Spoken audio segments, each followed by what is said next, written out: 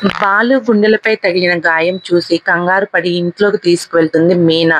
బాలు అప్పటిదాకా ఆటో వాళ్ళ షర్ట్ వేసి దెబ్బ కనిపించకుండా కవర్ చేసుకుంటాడు. ఇక మీనా కళ్ళ నిండా నీళ్లతో దెబ్బ ఎలా తగిలింది అని ఆరా తీస్తుంది. సత్యం, శృతి, రవి, మనోజ్, రోహిణి అంతా దెబ్బ ఎలా తగిలింది అనే దాని మీద చర్చిస్తారు. పడ్డాను అన్నా, గీరుకుంది అన్నా బాలు మాటలు నమ్మరు ఎవ్వరు. నిజం చెప్పు అంటాడు మనోజ్. సత్యం కూడా అనుమానంగానే ఉంటాడు బాలు చెప్పే సమాధానాలు నమ్మకుండా. ఇక అప్పుడే మన ప్రభావతి నేను చెబుతాను అని ఎంట్రీ ఇస్తుంది. దగ్గరకు వచ్చి రౌడీయిజం చేసి సంపాదిస్తున్నాడు, ఆ బండి రౌడీయిజం చేస్తే వచ్చిన డబ్బే అని తాను కళ్ళారా చూసిన విషయాన్ని బయట పెడుతుంది. పెద్దాయన దగ్గర డబ్బు తీసుకోవడం నిజం కాదా అనేసరికి బాలు కూడా మౌనంగా ఉంటాడు. ఇక రోహిణి అందుకుంటుంది. పార్కులో పల్లీలు తినడం కంటే హీనమైనది రౌడీయిజం అంటూ రెచ్చిపోతుంది.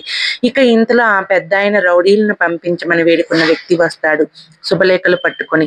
నీకోసం టాక్సీ బస్ స్టాండ్కి వెళ్ళాను బాబు, వాళ్ళే నీ ఇంటి అడ్రస్ చెప్పారు అంటూ లోపలికి వస్తాడు ఆ పెద్దాయన. ఎందుకు అంటాడు బాలు. మొదటి శుభలేఖ గుడిలో దేవుడి ముందు పెట్టమన్నారు, అందుకే నీ దగ్గరకు తీసుకొచ్చాను. మా కుటుంబానికి నువ్వే దేవుడివి.